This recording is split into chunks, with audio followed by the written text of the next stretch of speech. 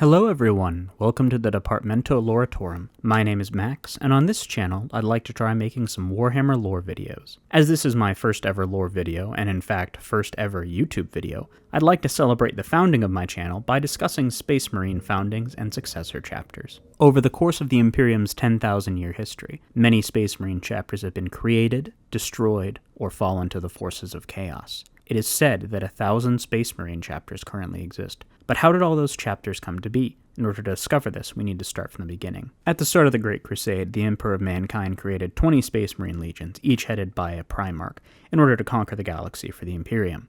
2 of the legions were destroyed through means unknown, and of the remaining 18, 9 turned to chaos in an event called the Post-heresy. The end of the Post-heresy left the Space Marine legions, and the Imperium as a whole, in shambles.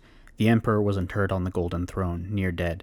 The 3 legions that stood on the walls of Terra, the Blood Angels, Imperial Fist, and White Scars, all suffered heavy losses, as had the Space Wolves, fighting elsewhere during the heresy. The Iron Hands, Raven Guard, and Salamanders, also known as the Shattered Legions, had been almost wiped out at the Dropsite Massacre. The Dark Angels had also recently suffered the loss of their Primarch and their homeworld Caliban when their fallen brethren turned against them. The Ultramarines and their Primarch Rabute Guilliman had fared the best out of all the Loyalists. While they had suffered losses, a good portion of their strength still remained, and when they arrived at Terra, Guilliman was the obvious choice to take over leadership of the battered Imperium. Rogel Dorn felt that he had failed the Emperor. Corvus Corax was traumatized by what had happened to his sons during the war. Ferrus Manus and Sanguinius were dead. Lionel Johnson had disappeared, and Vulcan and Leman Russ's legions had both been so battered that for the Salamanders, less than 1,000 Marines remained. Guilliman realized that the expansion of the Great Crusade had ended. In truth, even before the outbreak of the heresy, it had been winding down. Now, the galaxy needed to be scoured of the traitors and then defended. Guilliman had also witnessed firsthand what a Space Marine Legion could do when its Primarch or its commander turned traitor. He instituted reforms throughout all of the Imperium's military, turning the Imperial Army into the Imperial Guard and Navy in order to reduce the amount of damage a single commander could do if they turned traitor, and he did the same for the Space Marine legions.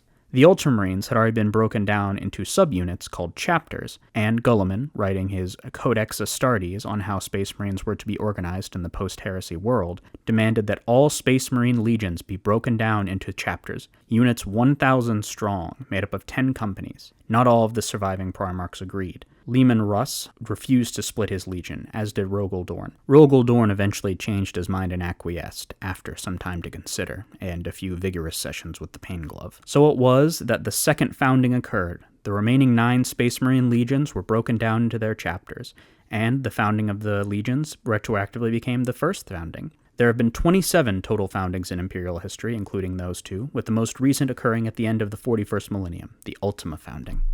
Due to the circumstances, the second founding was a bit atypical compared to later foundings. The legions were literally broken up. Their men, war gear, fleets, all split between units about 1,000 strong, and sent out into the galaxy in order to fight the remaining traitors in the Imperium. A better understanding of what a founding became can be seen through the 3rd and later 4th foundings. The 3rd founding occurred after the Great Scouring, at the behest of Rogel Dorn, who took over command of the Imperium after Rabute was almost killed by his brother Fulgrim. The 4th founding occurred at the end of the War of the Beast, with Chapter Master of the Imperial Fist and Commander of the Imperium Maximus Thane also ordering the creation of more Successor chapters in order to help defend the Imperium.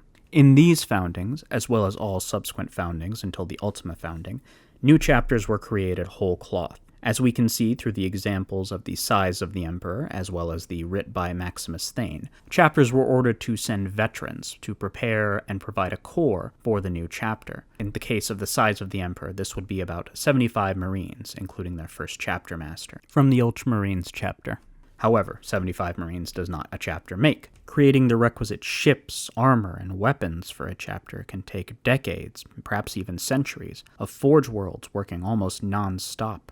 According to the Index Astartes, creating the gene seed necessary to provide the chapter with an early core of recruits can take 55 years alone. This is done through implanting existing gene seed samples, which the Adeptus Mechanicus receives as a tithe from all existing Space Marine chapters, in order to monitor their purity and create a reserve exactly for situations such as this, into lobotomized slaves. These slaves are kept alive but immobile until the gene seed has reached maturity, at which point it is extracted and implanted into a new set of slaves. Each slave produces 2 gene seed. Most of the foundings after the 4th we know fairly little about, save perhaps a few chapters who claim that this was their founding. We do, however, have rough dates for some of them, and they do appear to be fairly front-loaded in Imperial history. Of the 27 foundings, only 6 are said to occur after M35. While this may seem odd, there are a few reasons we can speculate as to why this is. The Age of Apostasy, an era of intense strife and division, occurred in M36. Also, as we previously mentioned, creating chapters takes a lot of time and effort. The writs of succession for the 3rd founding alone took the High Lords 40 years to ratify. It also may be that the High Lords felt they had reached a number of Space Marine chapters that was relatively sustainable. There were said to be approximately 1,000 chapters in the Imperium of Man by the end of M41, roughly 1 million Space Marines total. While that may not seem like a lot for an interstellar empire, Warhammer 40k is famously fuzzy with numbers, so this may have actually been close to all the Imperium could reasonably support at its current time. It's also not as if the founding stopped. The 25th founding occurred in late M40, and the 26th founding, the last one before the Ultima founding, occurred in 738 M41 and saw the founding of the Mentors chapter. 2 foundings that we do have some information about, however, are the 13th and 21st founding. In the 13th founding, the Death Specters and Exorcist chapters were founded. This is the only founding that the Adeptus Terra does not maintain the original gene seed records of. The 21st, or Cursed, founding occurred when the Adeptus Mechanicus tried to edit the gene seed of the chapters involved, to sometimes disastrous effects. The Lamenters, Black Dragons, and Minotaurs are all from this founding. As stated previously, the Ultima founding, occurring at the tail end of the 41st millennium, is the most recent founding in Warhammer 40k. This saw the introduction of the Primaris Marines and the return of Rabute Guilliman. Archmagos Belisarius Cawl had secretly been kidnapping children from across the galaxy since the Horus Heresy, and keeping them under Mars, turning them into the new Primaris Marines, as well as building up weapons, armor, and equipment for them. The return of Guilliman and the introduction of the Primaris Marines saw the beginning of the Era Indomitus and the start of the namesake Indomitus Crusade, in order to push back the forces of Chaos, Xenos, and Heretics, and help reclaim the Imperium after it had been split asunder by the Great Rift. While Primaris reinforcements arrived for existing chapters, or were used to refound chapters that had gone extinct, new all-Primaris chapters were founded by Guilliman in the Ultima founding, said to be the largest founding ever. Now that we know how new chapters are founded, let's take a more in-depth look at what they might turn out like after they are founded. While most chapters are around 1,000 Marines and organized roughly based on the stipulations inside the Codex Astartes, this is not a hard and fast rule. The Exorcists, for example, maintain 2 extra scout companies in order to keep up with their unorthodox recruitment methods. The Black Templars organize themselves into crusade fleets and not normal companies, and take advantage of a loophole within the Codex Astartes, stating that a crusading chapter may exceed 1,000 Marines. The Black Templars remain on an eternal crusade, thus their exact numbers are unknown, although estimates put them in the thousands of Marines. Nomenclature may also differ from what is recommended in the Codex Astartes, with the excoriators, for example, calling their captains corpus captains and their sergeants whips, as befits their obsession with self-punishment. Some successors may maintain close bonds with their parent chapter. The Dark Angels and their successors, for example, are a legion in all but name under the Supreme Grand Master of the Dark Angels chapter. The Imperial Fists and the majority of their successors participate in the Feast of Blades, a centennial duel to commemorate their bonds of brotherhood. The Blood Angels and their successors are also known as the Sanguinary Brotherhood, with almost every member of the Sanguinary Brotherhood coming to the aid of the Blood Angels in the devastation of Baal. This is not universal, however. The Ultramarines and their successor, the Mortifactors, are at odds due to the Mortifactors' obsession with death. The Iron Hands maintained a rather frosty relationship with their successors, the Red Talons and Brazen Claws, at least until recently, under the leadership of Iron Father Cardan Stronos. The Salamanders did not even know until recently that the Black Dragons were their successor, and certainly did not approve of them growing bone claws out of their arms, although to be fair, few parents would. This also brings us to another important point. Mutation. Over the centuries, Space Marine gene seed can mutate, either due to natural variation and changes, or introduced changes, such as those done by the Adeptus Mechanicus during the 21st founding. A good example of this can be seen in the Blood Drinkers chapter. Like all sons of Sanguinius, they share their Black Rage and Red Thirst, twin curses of their Primarch, but they also have an additional mutation, where their skin appears to be bone dry. The Imperium, intolerant of mutation as they are, monitor for this in the chapter's gene seed tithes. While the Imperium is willing to tolerate a certain degree of mutation, too much deviance or consorting with the forces of chaos, Xenos, or other heretics can see a chapter declared excommunicate traitors, literally wiped from all the records and declared traitors, to be hunted down and wiped out. A Space Marine chapter turning traitor is not as damaging as what happened in the Post-heresy, but it can still be a horrible event for the Imperium. Fronts can be left exposed, worlds burned, whole sectors even, as shown in the Bad App War. With this in mind, it is little surprise that the Imperium values purity above all else when first choosing the gene seed samples to create a new chapter. As of the Ultima founding, all first founding chapters at least have some successors, although the Ultramarines by far have the most. Some estimates put them at over half of the Space Marine chapters created since the Horus Heresy. Given the fact that the Ultramarines were the largest legion to survive the Horus Heresy, as well as having a notably pure gene seed, this is little surprise. The Imperial Fist and Blood Angels also appear to have spawned a large number of successors. Given that both are vaunted heroes of the Imperium who fought on the walls of the Imperial Palace, this is little surprise.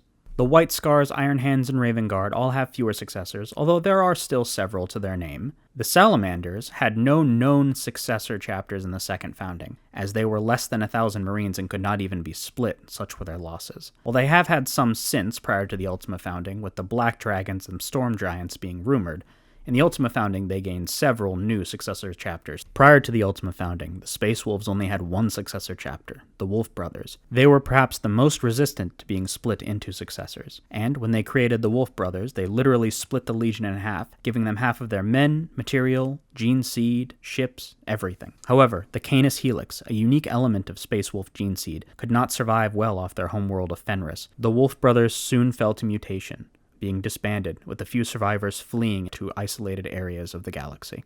Thanks to Belisarius Caul's advancements with Gene Seed, however, the Space Wolves are now able to have successor chapters, notably the Wolf Spear chapter. Some later founding chapters were also given the honor of having successors, such as the Nova Marines and Astral Claws.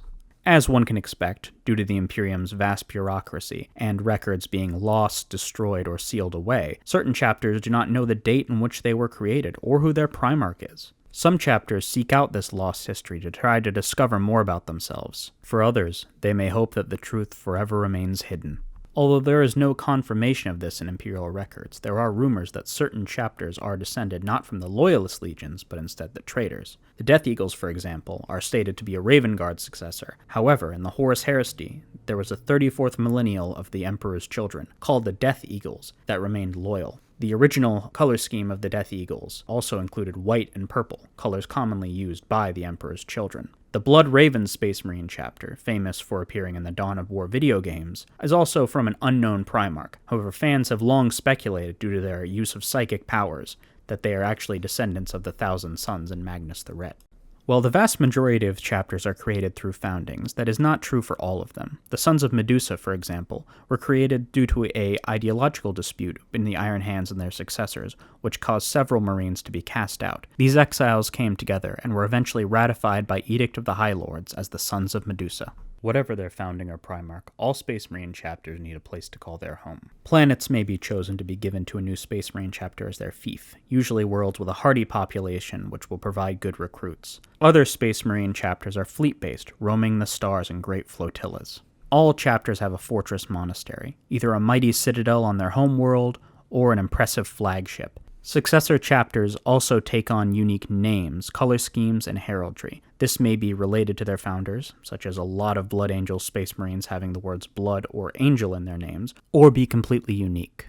Space Marine chapters may be founded for a variety of different reasons, including, but not limited to, acting as a standing force for a particular area or sector of space, fighting a specific foe, or acting as a crusading fleet. However, due to the nature of the setting and the duties of a Space Marine chapter, it is not uncommon to find units from a specific chapter across the galaxy, even if they're normally found in one specific location. This can be due to a variety of factors, such as repaying a debt of honor or service in specific crusade fleets. Some Successor chapters may copy the organization and doctrine of their founder.